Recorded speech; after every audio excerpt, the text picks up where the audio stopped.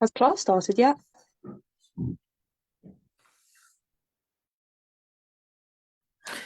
She was talking. It's Amy. We just had that idea when the floor is going to talk. Yeah. The day say, good morning. Good morning. Good morning. Good morning. Good morning.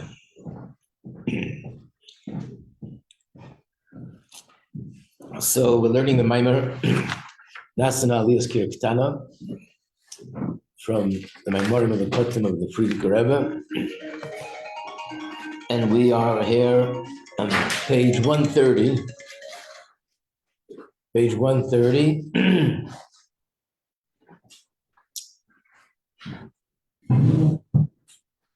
We're at the line that begins with the words Ba'avodah, which is about 8 lines from the top. 7, not too bad.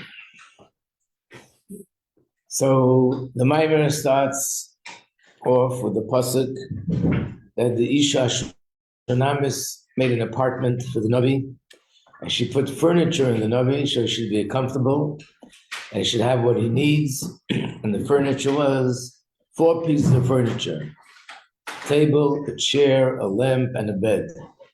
So the Zohar says the furniture of the Shekhinah. So the Maimer now goes into what does this mean in terms of Avodas Hashem. When we say the furniture of the Shekhinah, obviously it's spheres, different spiritual levels and different spiritual aspects in the spiritual realm. But what does it mean in our Avodah? There's an Avodah which is related to bed, an Avodah related to chair, table, and lamp.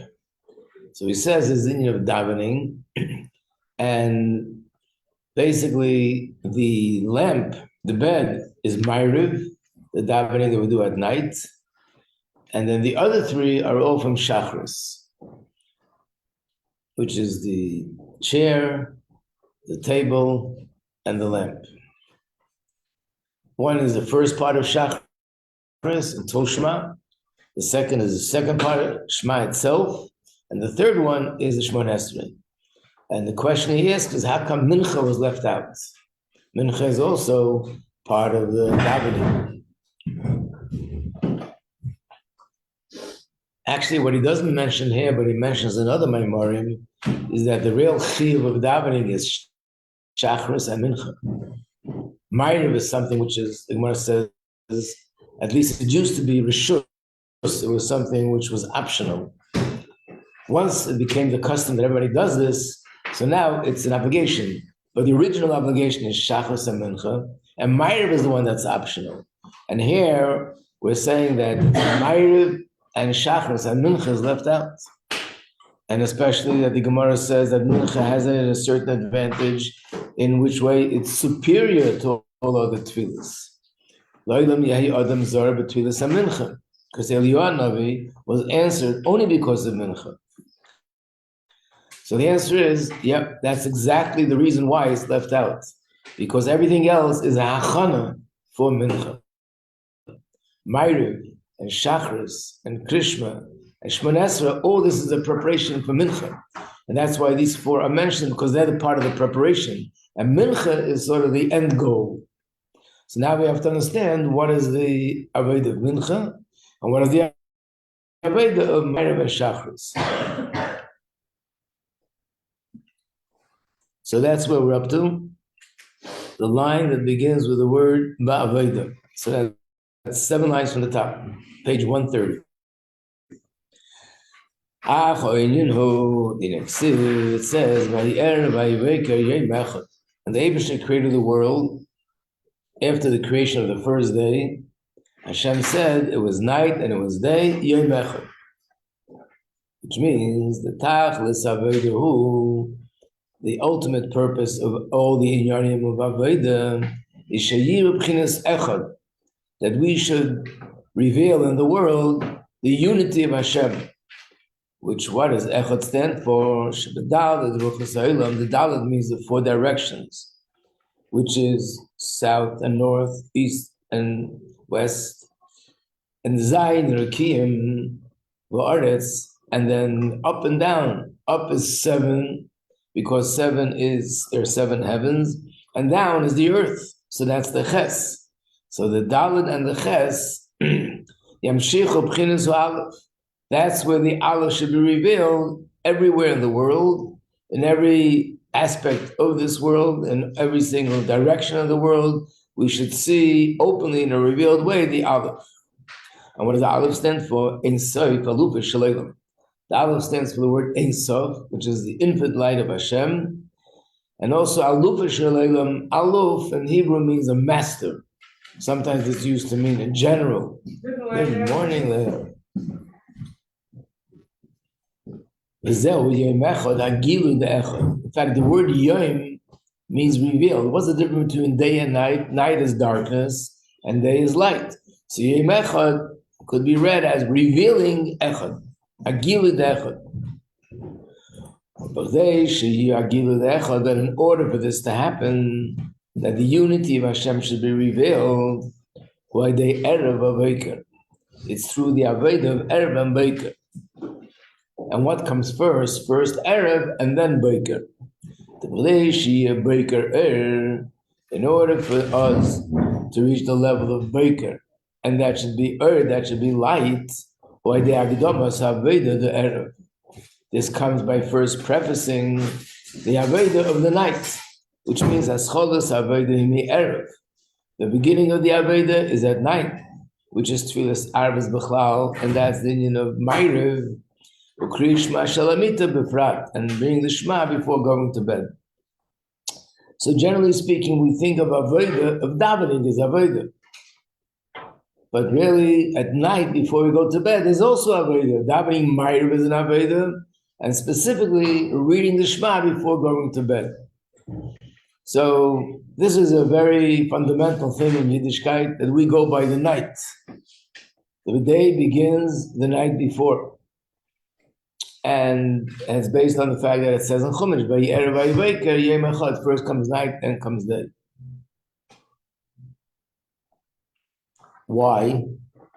That itself is a question. Why did Hashem make it that way?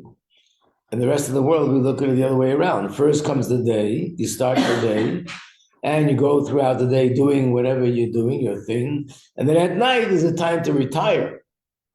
And here it's as if the night is the beginning. Why do we start off with night? We start off with sleeping. We start off with darkness. We start with light. Just to give a little bit of a light, shine some light on this. There's a very interesting story in Gemara.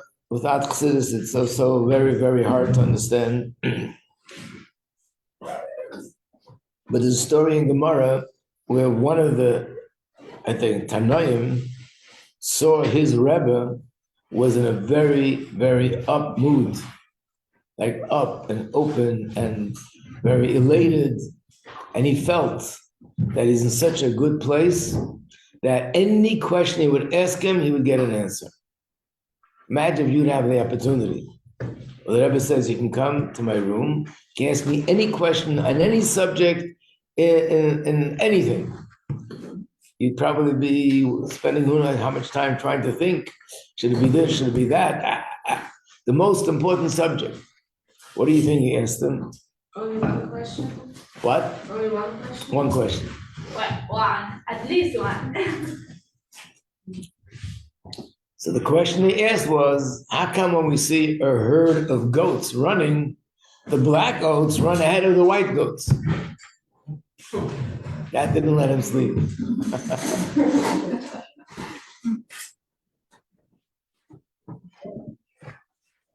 So his answer was, is the way Hashem created the world. First Vahi Erev, first night, and then came day. So the answer, the question is like, wow, amazing question. And the answer is the amazing answer. Anyway, there's a mimer, also the Friedrich Rebbe, actually in the same book as this book, where he explains it at length. I'm just going to say the Nakuda. The Nakuda is that this is not just an answer about goats, and wasn't just a question about goats. What he answered him and what he told him and taught him was the whole sort of structure of the entire creation, the infrastructure of how the whole creation works. And that is that darkness comes before light, and night comes before day. And the reason for this is when Hashem created the world, we know there are two things involved in the world. One is shining his light, and the other is concealing his light so that the world will be able to tolerate the light of Hashem, which is infinite. As we know, the famous pasuk in Tehillim, quoted in Chassidus numerous times, Ki shemesh shemogen havaya elokim, that the Eibishter is compared to the sun and to the shield. We know that it says in Torah that the sun has a shield. In other words, there's something Hashem created, a protective shield around the sun, that the sun rays, the heat and the light shouldn't be so intense, because if it would be intense, we wouldn't be able to tolerate it. In fact, Avraham Avinu, when Hashem wanted him not to run around attending to guests, what did he do? He took the sun out of this shield, out of this shade. Therefore, the light was so intense, no one could go outside, and Avraham Avinu was able to rest. And it says, when Mashiach will come, Hashem will take the sun out of the shade, and the light will be so intense that all the wicked people will be gone. They won't be able to tolerate it. And the tzaddikim will actually be healed. So what does it mean? What it means is that at the two names of Hashem, Havaya and Elokim, Hashem himself is infinite, absolute infinity. And he wanted to create a world which is finite. How could infinite light shine in a finite world? Of course, Hashem could do everything and anything. But in the context of the way Hashem created the world, that there are certain laws of nature, certain rules of the way things run, infinite cannot be contained in a finite container. So how could this infinite light shine in this world? The answer is tzimtzum. Hashem concealed his light. It's like putting a curtain in front of a brilliant, bright light. And now when the light shines through the curtain, it's not so intense. The curtain is the tzimtzum. And that's the difference between the name Havaya and Elokim.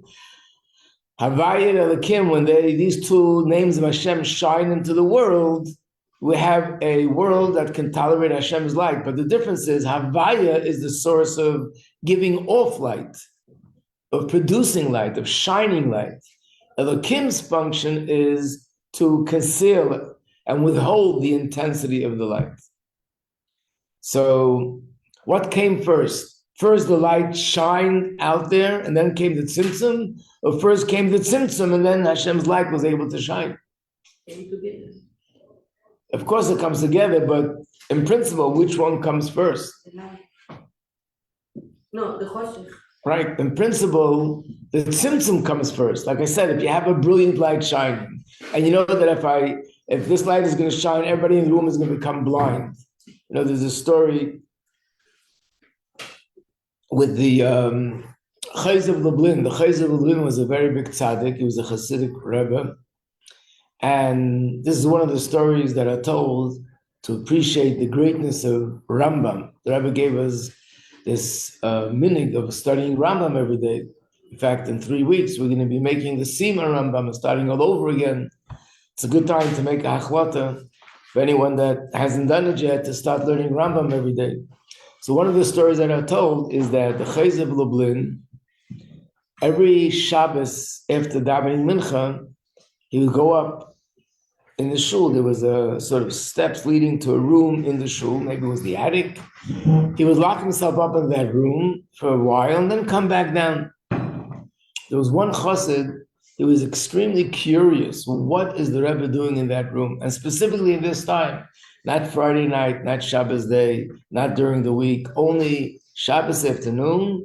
After mincha, he would go in that room, lock himself up, then come back out. So he found a way of getting into the room, and he hid in the room before the Rebbe came. And then he waited to see what's going to happen. The Rebbe came into the room. He opened up a sefer, and he recognized the sefer was the Rambam. And all of a sudden, a light began to shine, such a bright light that he was literally blinded. He couldn't see. Squinting and squinting, he just couldn't see. Anyway, the Rebbe left the room, and he still couldn't see anything. He figured these things, after a while, it goes away. But it didn't go away, not an hour later, not 2 hours later, not even the next day, good morning, not the next day. More traffic than I do. For construction. Anyway, he realized that it's not going away. Pasha became blind. And it was embarrassing to go tell his Rebbe how he became blind, but he had no choice. So he finally went to his Rebbe, and he told him the story. And the Rebbe said, I can't help you, maybe because of the fact that he did something disrespectful. And he sent him to another tzaddik, and from that tzaddik, he got healed. But what happened here was, obviously, the Rambam is a light. How come I open the Rambam, I don't see any lights? Because our vision is a little bit impaired, a little bit spiritually impaired. There's a brilliant light shining, we just don't see it. But the Rambam is a big light, and when this tzaddik learned the Rambam, the light is even more intense. And when a light like that is shining, then Rahman al-Islam, the person becomes blinded. So the first thing you have to do is set up a curtain, that when the light is going to shine, it should be blocked. So the first thing Hashem did was cheshech, was made a tzimtzum. Now that there's a tzimtzum, the light can shine through the shield. So this is basically explains everything that goes on in the world. Why Golus comes before Geula. Why we find that different things happen which are hidden good, and then it leads to the greater good. Why were we in Mitzrayim before we got the Torah? Why did we have Golus before the second big? Yes, Leah. I have 2 questions for you. 2, okay. Today I went. Okay, so this galus, like from the story says, it's protection for us on the good side from the blind. Become blind. It basically means that there's a light that needs to shine, and the light is a brilliant, infinite light, and this light has to be concealed so we can absorb it, we can contain it. And this light, and therefore there's a tzimtzum. So from the tzimtzum, things happen down here which are concealment. But after this will come something which we'll see, a light that's infinite. Symptom itself, it's not the bad thing. Symptom itself is concealment, right? Up there, it's hiding light. Down here, it means something happens which is undesirable, not a positive thing in our eyes. If we understand the purpose of the symptom, then we can see it in a positive way. But on the surface, it looks like that. Okay, second question. Yeah. I want to give you a mushal. I want to give you a mushal that is sometimes brought down. Not the mushal that I'm going to tell you, but something similar. I'm giving you a baby mushal. I once probably saw it more than once, but it's a very common thing. A young little baby, I'm not sure, you ladies will tell me the exact age, but let's say a baby that's a few months old, it's already understands a little bit more, has a bati in his hand, a bati. And he drank the milk. Now the bottle is empty, but it's full of dried up milk. And he's crying to the mother, give me milk. What does the mother do? With more water? What? Puts milk in the bottle? No, she wash. She takes the bottle away and washes it with soap and warm water. Mother, yes. Yeah, a good mother. And then she puts in fresh milk. I thought you were speaking like the powder, the powder milk. So I said put more water. No. Then, when the mother takes away the bottle, the baby starts shrieking hysterical. I'm asking you for milk and you're taking it away from me. The baby doesn't get it. How could you do this to me? But the truth is, what do you mean? You asked me for milk, I'm giving you milk. The baby doesn't understand that taking it away is part of the process of giving you the milk. So in Chas v'Shalom, we don't see things in an open way. It's the tzimtzum, but it's leading to something bigger. But we don't see so far, so we see it. But when you learn and you understand, we don't see it with our eyes of flesh, we can see it with the eyes of the brain. That literally was a baby mushel. What? It really was a baby mushel. It was a real baby mushel. and I got the baby mushel from real life. Wow. The real mushel that's in Chassidus, which is similar to this, is the following. I'm just going to show you the contrast. That is a Rav, a teacher, that's very, very deep, understands something on a very abstract level. And he's explaining a concept to his student. And while he's explaining it, suddenly gets a flash of lightning of something even more brilliant that he wanted to tell the student. So he stops speaking and he starts thinking about processing this new, deeper understanding so he can explain to the student a deeper understanding. But he stops speaking to the student. So the student feels that he's abandoning him. But he's not abandoning him. He's getting the new milk to give him something deeper than he gave him before. So this is the mushel of the milk. It's a baby mushel. That's the adult mushel.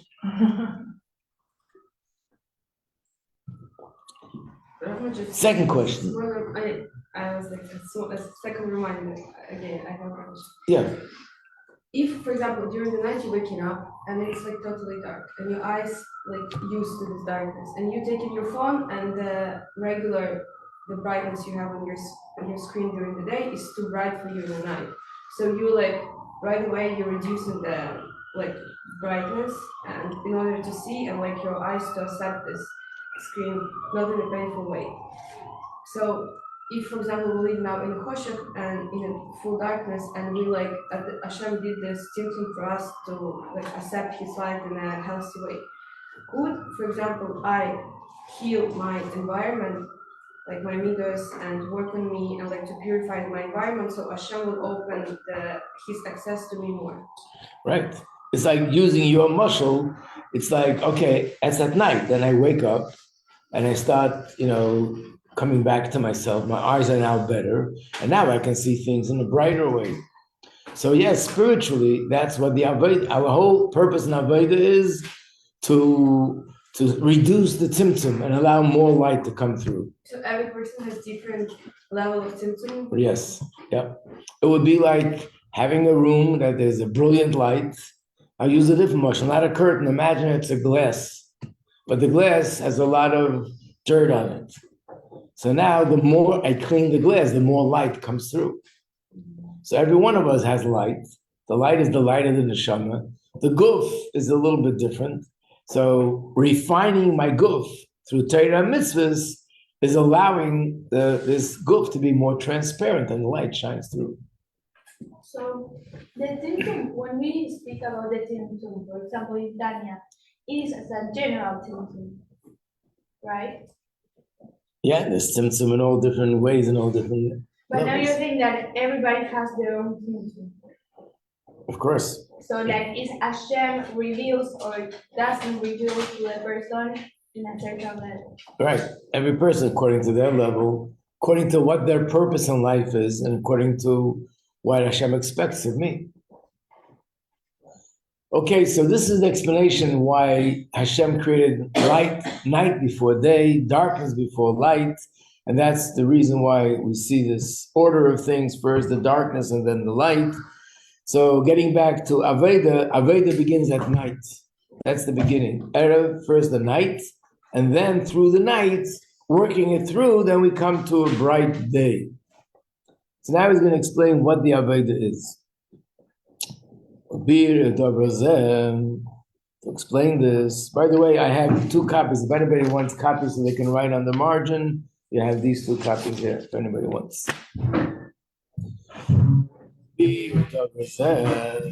I can make more copies, don't worry. Which page was it? It's page 130. The explanation is the Aveda. What's the Aveda of Krishma Shalamit?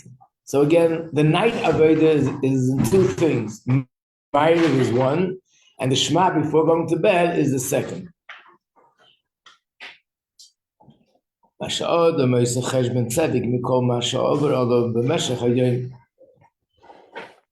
the time for a person to make a cheshbon tzedek, which means an honest accounting of what the day was like. When the day ends, we don't just plop into bed and go to sleep. We should stop, pause a little bit and think, okay, So what was my day like? And what did I accomplish today? And how can I make tomorrow a better day? And then when you think about that, that's when you really plop into bed. No, I'm saying, so you're supposed to make a little cheshbon, and the purpose of the cheshbon means in accounting, is to make a resolution how tomorrow will be a better day. Now the Friedrich Rebbe, what he does is he makes the cheshbon for us. You'll soon see how he describes a person, and he makes the cheshbon. The words here, by the way, this is a term which is found in Maimorim and Sichos, is cheshbon tzedek, which means an honest accounting. And by the way, honest accounting means, number one, I'm not fooling myself. Normally people think honest means don't exaggerate how great you are. But it also means being honest means don't do the opposite either. Don't overlook the good and the positive and the qualities. Be honest with yourself. Either way, if I'm exaggerating the good, I'm exaggerating the negative, I'm not being honest. So honest means to recognize my good and the minus. We know that Nefesh HaBahamis, the Yetzer Hara, tries to convince us that if I think anything positive about myself, that's arrogance and it's no good. That is not true. We have to recognize our qualities. So we make an honest accounting. But what's the definition of an accounting? The definition is the next word. How was the day supposed to be, and how was it actually? If we compare the way it was supposed to be and the way it was, that's the cheshbon tzedek. So first he makes the accounting for us, how it was supposed to be. Here he's talking about a man, what a man's day is supposed to look like. But of course, this is just a model. And from here, we can all apply it to ourselves. This is the way it's supposed to be. The royal liyah is the way it's supposed to be. Is as soon as you get up from your sleep, immediately you're already occupied with serving Hashem. A Chassid once said, if you look in the Shulchan Aruch, it begins with these words: you should be strong like a lion, bold like a leopard, quick like a deer, and also fast like a eagle. What does it mean to be strong like a lion? This is in Shulchan Aruch, not Chassidus. Strong like a lion means to get up in the morning, like when you wake up in the morning, you're tired, you want to sleep a little bit more, to be strong, to get up to serve Hashem.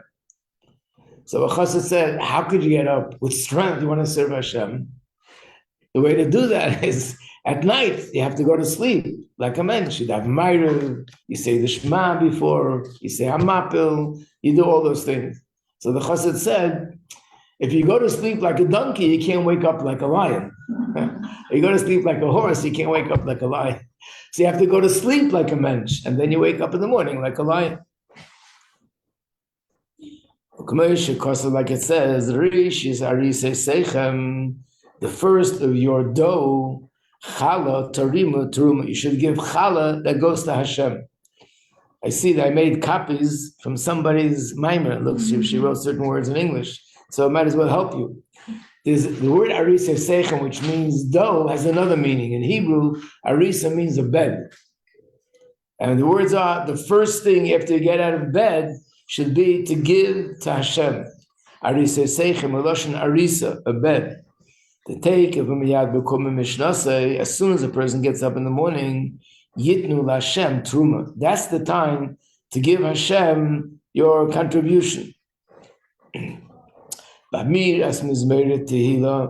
Tehillim, people get up in the morning, they say certain chapters of Tehillim, they're learning Torah, every person according to their capacity. Then to daven with a minyan. And then to go do your business, but to do it kafi ha-Torah, according to the Torah. The zihirus, to be very cautious. May abak eina, even from the dust of eina, which means cheating and being dishonest, to do business in an honest way. The last is gemilas chasadim imre'eyu, to do favors to other people. Is this way it's supposed to be. These words in the Friedrich Rebbe's Maimer the first thing when you get out of bed should be to Hashem. These are very important words. And actually, and when the Frierdiker Rebbe came to America, things were a little bit different in the yeshivas. And that was that they had secular studies in the morning and then the Hebrew studies. And the reason was, like, first you have to fulfill your obligation to the government, the secular studies, and then they had the Hebrew studies. I know I was in a place once where they still had that kind of Seder, a different country. So the Frierdiker Rebbe fought very strongly against it. And he said, no, the first thing in the morning, when I wake up, my mind is fresh, that should go to Hashem. And then later I do everything else. And things turned around, and now this is the accepted thing in all yeshivas in the world. So the way it's supposed to be is the first thing I wake up, first of all, I'm thankful to Hashem, that I thank God He gave me my neshama, and I feel refreshed, and I'm starting a new day. So I thank Him by davening and everything else. That's the way it's supposed to be. But unfortunately, that's not the way it was. And now he makes a cheshbon. If this person who he's talking about didn't make the cheshbon himself, the Frierdiker Rebbe makes the accounting for him. What happened? Take it from Yad Bekume, as soon as he got up, he's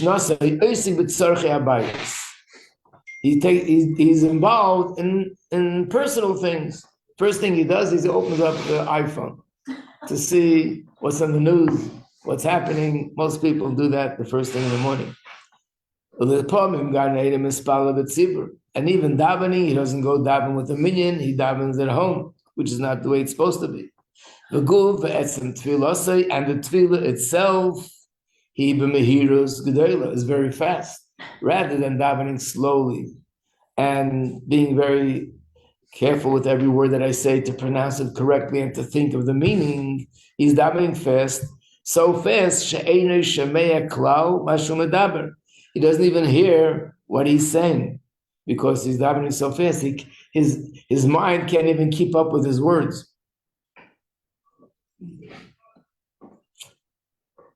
He's not even talking about the person that davens so fast that he ends up in a different place. Very often, people are davening and they're not paying attention to what they're saying, and the wrong words come out of their mouth because there are a lot of davening words that are similar. I told you it happens to people that they're davening and then they hear themselves saying, Racham Hashem Elokeinu Yisrael Amecha. That's benching. How did I get to the benching? Because I said Pesach Hasidecha in Ashrei, and because he wasn't paying attention, his mouth went off into benching. Or sometimes in the middle of benching, you end up in the middle of davening. But here he's saying, even if he would say every word, but it's fast, if it's fast, I'm not concentrating on the meaning of the words. And of course, Libay Bal Ima, his heart is not into it. Why not? All of his thoughts, and he's preoccupied with different concerns and anxieties, going to work, what's going to be, catching the train, making an appointment. All these things on his head are not allowing him to concentrate on the davening. And then he goes out into his business day, his whole day, all the thoughts, hurak the tevis atzmei. He's thinking only about his own personal benefits. Vinyanav agashmim, all his personal gashmizik needs. But his tevis zulasei, thinking about doing a favor to another person, or tevis nafshe, or doing a favor to his own neshama, leicheshev klal. He doesn't think about it. His mind is preoccupied with all the gashmizik and materialistic interests. At night, when he sits down, he stops and he thinks, he thinks, what happened during the day? Very often he sees explicitly everything that he thought, that he must take care of it, in worldly things, is in the yanim of business. It was a big mistake. He spent time and effort. He did all sorts of manipulations. He stopped this. He didn't do that because he must do this. And if he doesn't do this, that's going to happen. At the end of the day, he looks back and he sees it was all a waste of time. Kol tachbeloisav, all his scheming, actually was not for his benefit. He didn't gain anything. He didn't benefit anything from what he did. He actually lost. In other words, sometimes I don't have time for davening. I don't have time for learning. I don't have time to take care of other ruchnistic needs because I'm rushing. I must do this. I have to meet with this client. I have to do that. And at the end, you see, it all turned out to be nothing. I didn't accomplish anything. And in fact, if you were daven b'tzibur with a minyan, shachris, tzarayim, v'erev, mincha, ma'ariv, and shachris, mincha, ma'ariv, where you itim, and he would allow himself to set aside time for learning. And he wouldn't confuse himself and disturb himself with all the thoughts that are just flowing and back and forth in his head, and all sorts of scheming. Besides the fact that he wouldn't be doing any damage to his health, because all the worrying and all the anxiety and all the anger and all the resentment, because this one did this and that one did that, and I'm going to lose money, and this is going to happen and that's going to happen. All these thoughts, they consume your energy. It wouldn't have happened. So not only that, but then he would be fulfilling what he's really here for. So basically, many times people, they do things. Person davens very fast. He has to get to work early because if he's not going to get to work early, he's going to miss that, going to miss this. He gets on the train and the train gets stuck, and he comes to work anyway 15 minutes late. He could have davened. Didn't gain anything. He does all sorts of things. He's compromising in halacha because this is a client, a very important client, and if I don't get this client, I'm going to lose so much money. So therefore, okay, I won't be so careful with kashrus, I won't be so careful with tznius. I'll meet this person, I'll shake their hand, I'll do this, I'll do that. And at the end, poof, the big mistake. Nothing came out of it. So while things are happening, you don't think. What the basically Krishma Shalamita means, stop, pause and think. So what happened today? How did things go? Whether I really benefit from what I did was really a smart move. And when a person thinks,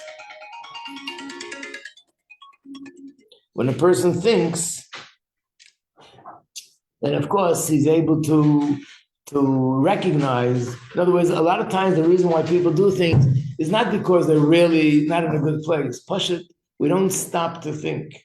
When you stop to think, you realize there's a way of doing things in a much better way. Like even if I daven fast or I'm never like focused, or either I'm daven on the way to the point, I'm always on time and I'm always late. I always like in both cases. It's just afraid. The difference is if you walk in with a smile. I'm just proud of that's the difference. Always so proud of just they can understand how you do this. The difference is how you walk in. You walk in happily, or you walk in. Are you happy that you're late, or you're upset that you're late? I'm proud to be late. Not proud, but I'm happy. Baruch Hashem, here I am. Okay, so I'm here. I'm late, but I'm here. So let's take it from here. Okay. To be continued. At least once every teacher is late, besides you. Okay, I'll try my best. Your attendance is perfect. Yeah, when I come, that's the best. That's true too. No, yeah, the phone. But you don't. He looks so fresh. You don't know. You know, do you say like chocolate's gonna come every like? She's not making up like live. She's always doubting it. I always stop when you say For halacha to go into that class, because Rabbi, I know we'll take both classes together. Yeah. Yeah, what are you saying? You're not sitter the whole day. It's not stopping the whole day. I can say the whole sitter 3 times. Yeah, I do think that I'm trying to do the mistake. Me too. No, I don't go wrong. I do what to do. I don't go wrong. Girls,